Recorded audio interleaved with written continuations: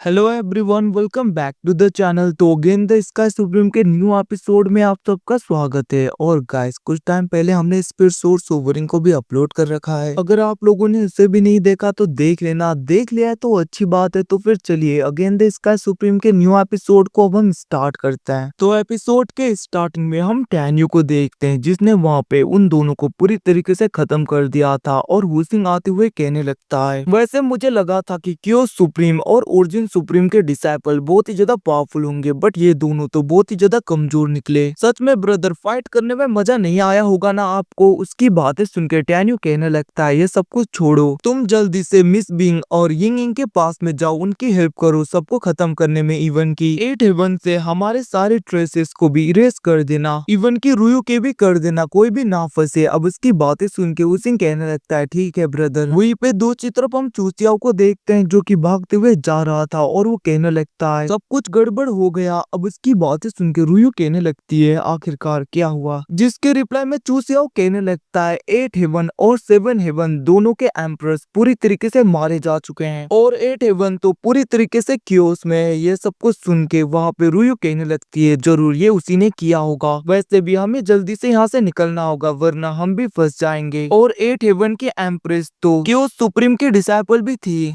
भले ही chaos supreme खुद ना आए, बट वो ऐसे ही बैठने वाला तो नहीं है।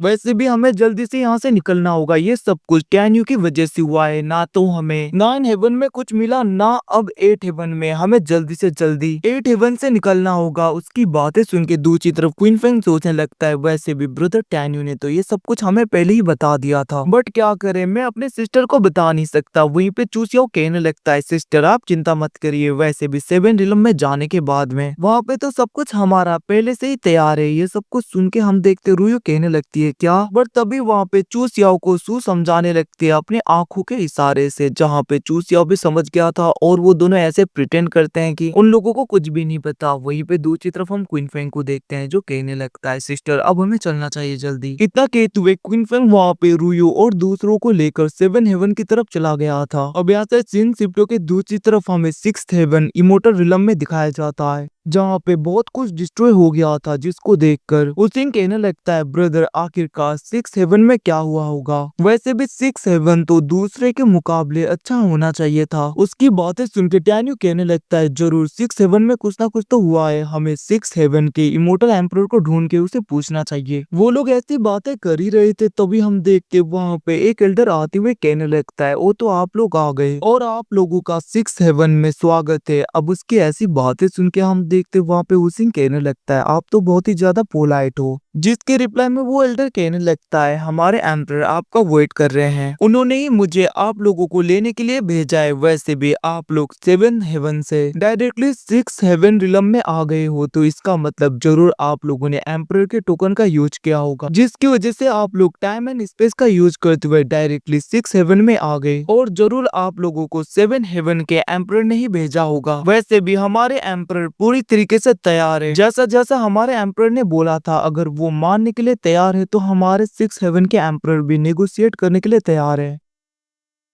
उसकी बातें सुन के टैन्यू सोचने लगता है, आखिरकार यहाँ पे क्या हो रहा है? जरूर लिन्यो और इनके एम्परर के बीच में कोई ना कोई तो नेगोशिएशन हो रहा है। ये सब कुछ सोचते हुए हम देखते वो दोनों वहाँ पे डायरेक्टली एल्डर के पीछे चले गए थे। दूसरी तरफ एक बंदा ये सब कुछ देख रहा था, बट वहाँ पे टैन्यू ने नोटिस कर लिया था। और हम देखते वो बंदा एक पर्सन के पास में जाते हुए कहने लगता है, एम्पर 7 हेवन से कोई आए हैं जो कि एम्परर के एल्डर के साथ में गए हैं। ये सब कुछ सुन के हम देखते वो बंदा कहने लगता है, मैंने सोचा नहीं था सेकंड ब्रदर इतनी जल्दी इमोर्टल एम्परर के साथ में हाथ मिला लेगा। वैसे भी वो ओरिजिन सुप्रीम का डिसाइपल है। वैसे भी अगर सेकंड ब्रदर ने कोई गलती कर दी इधर उधर, तो हमारे सांगवान फैमिली में बहुत ही बड़ा खतरा आ जाएगा। इवन की ओरिजिन सुप्रीम को गुस्सा आ गया तो हमारी फैमिली ही डिस्ट्रॉय हो जाएगी। मैं ऐसा होने नहीं दे सकता। जल्दी से तुम जाके दूसरे लोगों को तैयार करो, अब हमें जाना है यहाँ से। अब यहाँ से सीन सिप्टो के दूसरी तरफ हम उस ओल्ड मैन को देखते हैं, जिसके पास में टैन्यू और हुसिंग आ गए थे। उन्हें देखकर वो ओल्ड मैन ग्रीट करते हुए कहने लगता है, आप लोगों का शुक्रिया, आप लोग जरूर 7 हेवन से आए होंगे। वहीं पे उस स्टैचू को देखकर टैन्यू को याद आता है, ये तो 6 हेवनली एम्परर है। जिसे देखकर वो कहने लगता है, ये स्टैचू तो तभी हम देखते हैं वो ओल्ड मैन कहने लगता है, ये हमारी एंसिस्टर है जो कि 6 हेवनली एम्परर थी। तो गाइज आप समझे इसका नाम सिक्स हेवनली एम्पर क्यों था, क्योंकि ये सिक्स हेवन की एम्पर थी उस टाइम पे। दूसरी तरफ टैन्यू सोचे लगता है मैंने सोचा नहीं था इस ट्रेटर का कोई डिसेंडेंट भी होगा। वो ओल्ड मैन कहने लगता है आप लोग आइए, वैसे भी मैंने खाने के लिए बहुत सारी चीजें तैयार कर रखी हैं। उस ओल्ड मैन की बातें सुन के टैन्यू और हुसिंग भी वहां से चले गए थे। अब हमें डायरेक्टली बैंक्वेट को दिखाया जाता है जहाँ पे वो एल्डर मतलब कि सांगवान कहने लगता है आप दोनों से मैं इनका इंट्रोड्यूस करवाता हूँ। ये सब लोग फाइव हेवन से बिलोंग करते हैं और ये लोग आज यहाँ पे आए हैं बस आपसे मिलने के लिए। और हम देखते वहाँ पे वो एल्डर कहने लगता है मैं होप करता हूँ कि आप सब लोग हमारे साथ में कोऑपरेशन करोगे। वहीं पे दूसरी तरफ हम देखते हैं एक लेडी कहने लगती है सीनियर मैं होप करती हूँ कि आप लोग एक बार मुझे इमोर्टल मास्टर लिन्यू से जरूर मिलवाओगे और मेरा प्रमोशन होगा। ये सब कुछ सुन के हम देखते वहाँ पे लिटरली हुसिंग हंसने लगा था, जिसको देखकर उस लेडी को गुस्सा आने लगता है। बट हुसिंग कहने लगता है मैं मजाक कर रहा हूँ, अगर तुम मुझसे मिलना चाहते हो तो चिंता मत करो, मैं जरूर उससे मिलवाऊंगा तुम्हें। ये सुन के वो लेडी उसे थैंक यू कहने लगी थी। वहीं पे हम देखते हैं दूसरा एल्डर कहने लगता है अगर सेवन हेवन के इमोर्टल मास्टर हमारे साथ में मिल जाए तो हम सिक्स हेवन के थ्रोन को पूरी तरीके से कैप्चर कर लेंगे। सांगवान मास्टर आपको एडवांस में कांग्रेचुलेशन। ये सब कुछ सुन के हम देखते हैं दूसरी तरफ टैन्यू कहने लगता है ओ तो तुम यहाँ पे सिक्स हेवन के थ्रोन को चाहते हो। ये सब कुछ सुन के हम देखते हैं सांगवान कुछ टाइम के लिए चुप हो गया था बट वह एकदम से स्वे करता है कि जैसे ही वो सिक्स हेवन इमोर्टल रिलम के थ्रोन पे बैठ जाएगा उसके बाद में वो ओरिजिन सुप्रीम के साथ में हमेशा लॉयल रहेगा और जैसा वो कहेंगे वैसे ही करेगा। ये सब कुछ सुन के टैन्यू कहने लगता है तुम्हें पता है ना सिक्स हेवन क्यों सुप्रीम को बिलोंग करता है और तुम उसके टेरिटरी को पूरी तरीके से कब्जे में करना चाहते हो और हमारे साथ में अलायंस बनाना चाहते हो।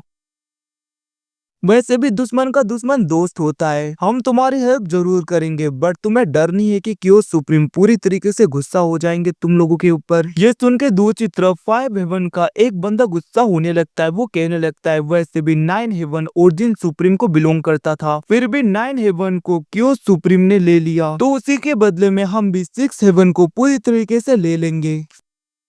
और अगर वो हमारे ओरिजिन सुप्रीम के खिलाफ जाना भी चाहते हैं फिर भी उन्हें भुगतना होगा। वैसे भी नाइन हेवन हमारा था और हमारा ही रहेगा। उन लोगों ने हमसे जबरदस्ती वो ले लिया तो भला हम सिक्स हेवन को उनको क्यों दे, हम भी ले लेंगे इसे। ये सब कुछ कहते हुए ओल्ड मैन गुस्सा हो रहा था। वहीं पे दूसरी तरफ बाहर से किसी की आवाज आती है और वो कहने लगता है बाहर आओ मुझसे मिलने के लिए। ये सुन के हम देखते सांगवान बाहर की तरफ जा रहा था और वो वहाँ पे टैन्यू की तरफ देखते हुए कहने लगता है मुझे नहीं पता आखिरकार आप दोनों क्या चूज करोगे बट मैं विश करता हूँ कि आप लोग हमारे ही साइड में होगे। उसकी बातें सुन के हम देखते टैन्यू वहाँ पे अपने वाइन के ग्लास को पकड़ते हुए उसकी तरफ देख रहा था। और गाइस इसी के साथ में एपिसोड खत्म हो जाता है। थैंक्स वॉचिंग, बाय बाय, मिलते हैं अगले एपिसोड में, तब तक के लिए टेक केयर। और हाँ, स्पीड सोर्स ओवरिंग कुछ टाइम पहले अपलोड हुआ था, उसे जरूर देख लेना।